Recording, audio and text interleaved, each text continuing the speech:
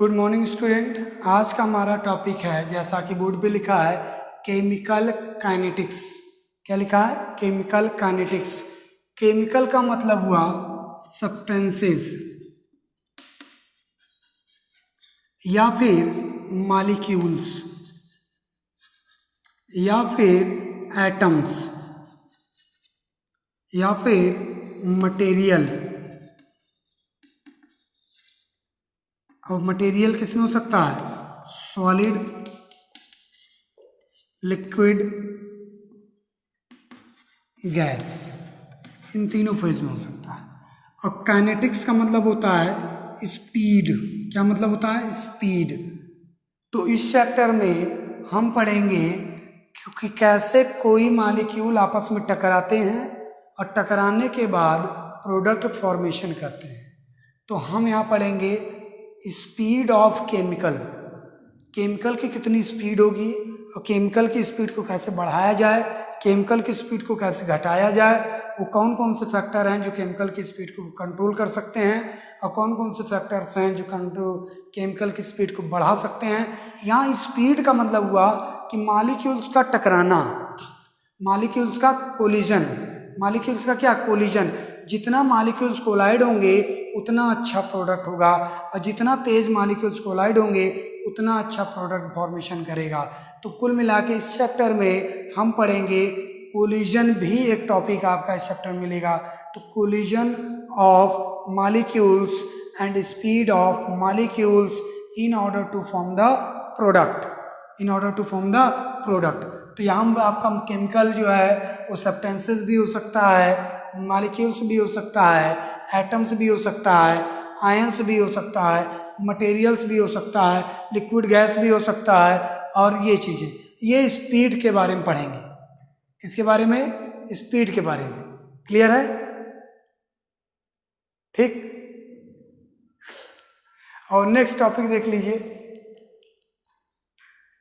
Graphical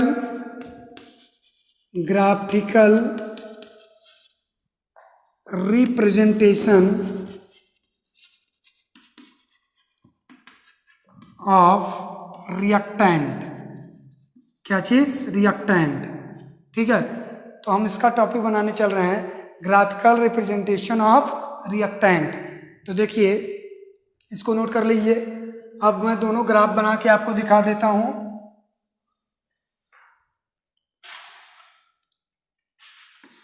topic हमारा चल रहा था केमिकल काइनेटिक्स। ठीक है, क्या चल रहा था? Chemical kinetics. ठीक है, तो देखिए, कंसीडर अ रिएक्शन। कोई भी एक रिएक्शन को कंसीडर कर लें। कंसीडर अ रिएक्शन, कोई भी एक रिएक्शन आप कंसीडर कर लीजिए।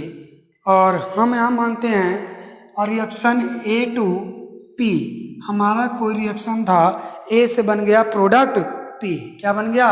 रिएक्टेंट ए था, बना प्रोडक्ट पी। जब देखो समय अगर जीरो है, if time is the zero, तो ये पूरा का पूरा जितना होगा उतना 1 होगा और यहाँ बनेगा कितना? 0। बनेगा कितना? 0।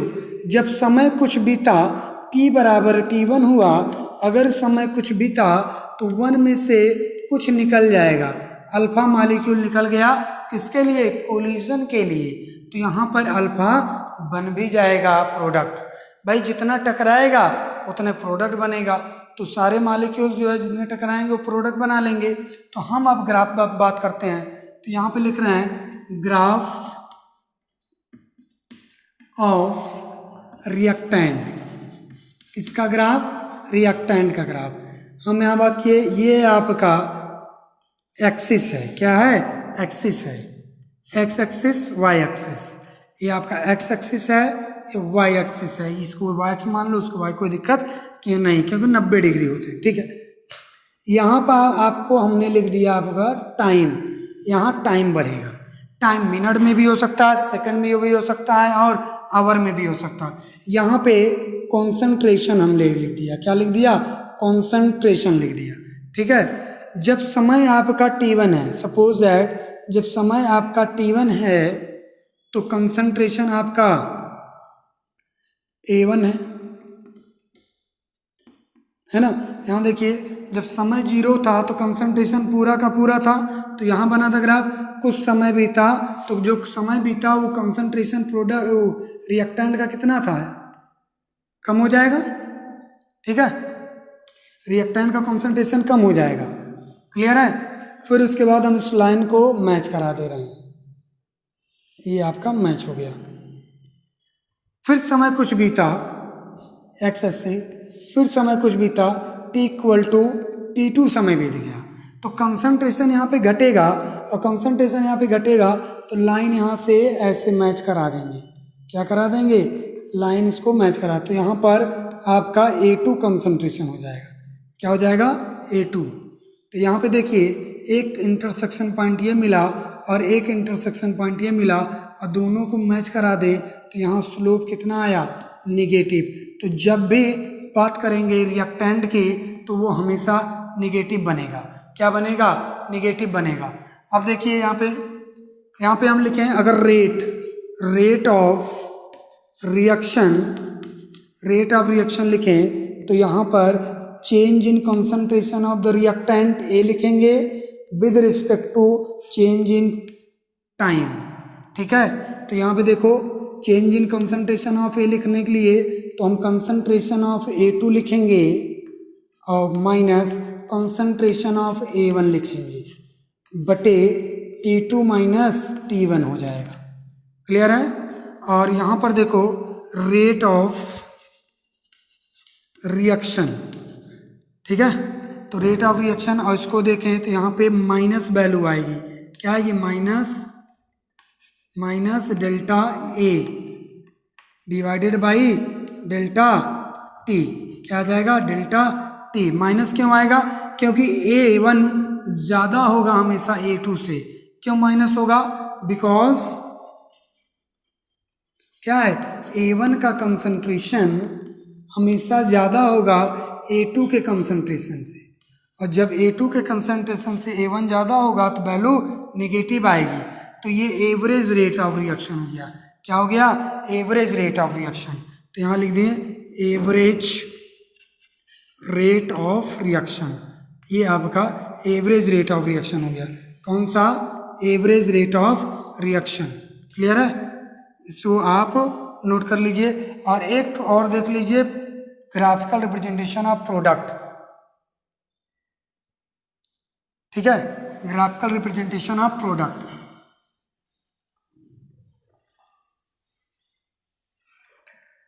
देखिए कंसीडर किए थे रिएक्शन ए से, रिएक्टेंट ए से बना प्रोडक्ट पी। क्या बना, रिएक्शन ए से प्रोडक्ट बना पी। तो यहाँ देखिए जब समय 0 था तो कंसंट्रेशन पूरा का पूरा 1 है और ये प्रोडक्ट बना 0। कंसंट्रेशन कुछ भी बीत गया तो यहाँ पे समय कुछ बीत गया T बराबर T1, तो एक में से अल्फा मालिक्यूल निकल गया और बना क्या, अल्फा। ठीक है, तो यहाँ पे हम ग्राफ की बात करें तो ग्राफ देखिए ये दो एक्सिस है, x axis y axis, x axis और वाई एक्सिस। यहाँ पे हम कंसंट्रेशन ए नोट कर रहे हैं, कंसंट्रेशन ए, और यहाँ पे हम ले रहे हैं टाइम। क्या ले रहे हैं, टाइम। और यहाँ पे concentration A, time minutes hour year कुछ भी हो सकता है। तो हमने माना जब समय 0 था तो कंसंट्रेशन भी 0, तो पहला पॉइंट आपको यहाँ मिलेगा, पहला पॉइंट आपको यहाँ मिलेगा। कुछ समय बीता तो हम मान लिए टी में से कुछ समय बीता T1, जो समय बीता वो T1 हुआ तो कंसंट्रेशन भी A1 हो जाएगा। क्या हो जाएगा, कंसंट्रेशन A1 हो जाएगा। क्या हो गया, कंसंट्रेशन A1 हो गया। फिर समय कुछ बीता तो समय जो बीता वो T2 बीता, तो कंसंट्रेशन भी प्रोडक्ट का बढ़ जाएगा। क्या हो जाएगा, बढ़ जाएगा, कंसंट्रेशन प्रोडक्ट का बढ़ जाएगा। अब बढ़ने के बाद यहाँ पे कुछ ऐसा मिलेगा। ठीक है, और ये आपका A2 हो गया। क्लियर है। तो यहाँ पे लिखें रेट ऑफ रिएक्शन। ठीक है, और यहाँ देखो 0, ये यहाँ से ये कटते हुए यहाँ ऐसे चला जाएगा। यहाँ पे स्लोप कितना आया, स्लोप यहाँ पे आपका पॉजिटिव आया, पॉजिटिव बराबर 1 आया। कितना आया, 1। और यहाँ पे देखिए rate of reaction, rate of reaction की बात कर लें, ठीक है, रेट ऑफ रिएक्शन की बात कर लें,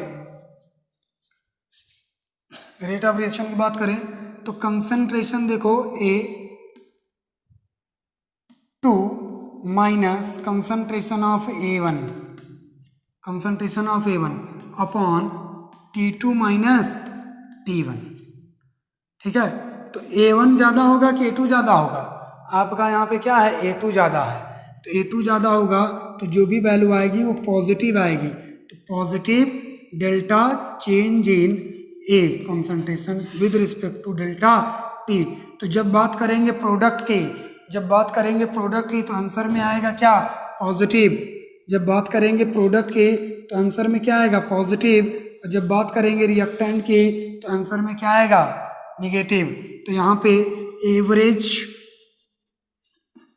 रेट ऑफ रिएक्शन क्या आया, plus delta A upon delta T, ये आपका एवरेज हो गया। ये किसका ग्राफ था आपका, ये ग्राफ किसका है, ग्राफ ऑफ प्रोडक्ट का ग्राफ है। प्रोडक्ट का बनना डिपेंड किस पे करता है, रिएक्टेंट के, तो रिएक्टेंट के रिस्पेक्ट में हमने प्रोडक्ट को बना दिया। एक टॉपिक लास्ट देख लीजिए, एक चलिए हमने बात कर लिया था rate of average rate of the reaction की, मतलब रिएक्टेंट की, और average rate of formation of product की। तो क्या लिखे थे हमने यहाँ पे, average rate of reaction means किसका, रिएक्टेंट के लिए, फॉर रिएक्टेंट के लिए कितना आया था, minus change in delta A upon delta T। और फिर हमने लिख लिया था एवरेज रेट ऑफ रिएक्शन किसके लिए, फॉर प्रोडक्ट के लिए। प्रोडक्ट हमेशा इंक्रीजिंग फंक्शन होगा, इसलिए उसका आंसर आया positive delta A upon delta T, ठीक है। ये दोनों टॉपिक नोट कर लीजिए, एवरेज है। अब हम लास्ट टॉपिक बात करते हैं, factor affecting the rate of reaction. क्या चीज, factor affecting the rate of reaction. Heading डाल लीजिए, factor affecting the rate of reaction. Factors affecting rate of reaction. Rate of reaction को कौन कौन से फैक्टर हैं जो स्पीड अप कर सकते हैं, कंट्रोल कर सकते हैं। तो पहला फैक्टर लिखेंगे टेम्परेचर, दूसरा फैक्टर सरफेस एरिया, तीसरा फैक्टर कैटलिस्ट, चौथा फैक्टर रेडिएशन, पांचवा factor nature of reacting species, ठीक है। और छठा फैक्टर कॉन्सन्ट्रेशन, ठीक है। यहाँ हम बात कर लिए क्या, temperature, surface area, catalyst, radiation और ये नेचर ऑफ रिएक्टिंग स्पीसीज, और छठा वाला हो गया आपका कॉन्सेंट्रेशन। रेट ऑफ रिएक्शन ये डिपेंड करता है किसके ऊपर, कैसा रिएक्शन है, एक्सोथर्मिक है कि एंडोथर्मिक है।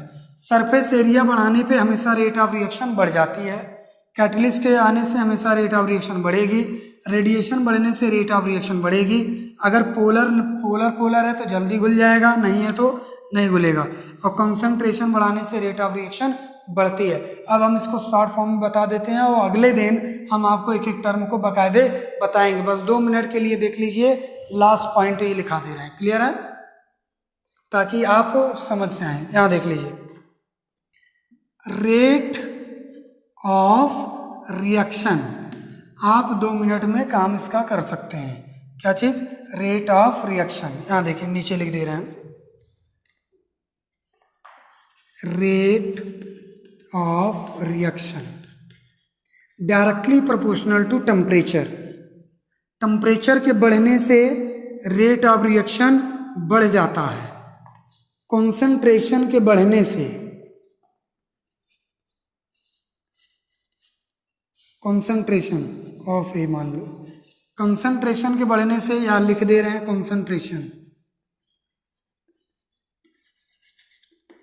कंसंट्रेशन के बढ़ने से भी रेट ऑफ रिएक्शन बढ़ जाता है। डायरेक्टली प्रोपोर्शनल किसके है? Surface area. सरफेस एरिया बढ़ने से भी रेट ऑफ रिएक्शन बढ़ जाता है। और डायरेक्टली प्रोपोर्शनल है रेडिएशन।